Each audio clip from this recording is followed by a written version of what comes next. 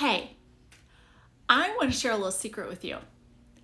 When it comes to being creative, right, it's a struggle. And to constantly be coming up with ideas and things and trying to outdo yourself and stuff. And you're like, oh my gosh, I don't have an endless supply of ideas. So I want to share with you the number one thing I do to help myself be creative. Okay, you ready for this? You have to push yourself to fail. Wait a minute here. Did you just say that you push yourself to make mistakes and fail? Yep, that's exactly what I said.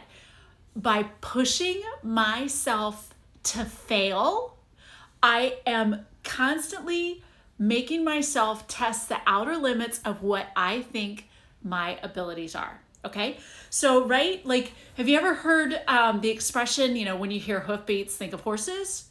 Well, how do you know it's not a zebra, right? Like, if you were stuck in your box and your way of thinking where you don't consider any other possibilities, how are you ever going to get yourself into a creative mindset?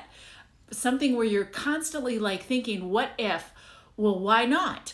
Maybe I can, right? So you won't know, or at least I don't know what that is until I push myself to fail. Okay? Now, guess what? Sometimes you do fail. All right? Some of my biggest blow-ups and mistakes are because I pushed myself to fail. But you know what?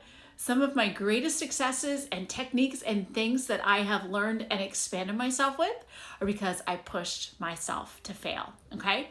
So when you're having creative time and you're spending some time on yourself, it's all good. So embrace it, push yourself to fail, and let me know how that works out for you.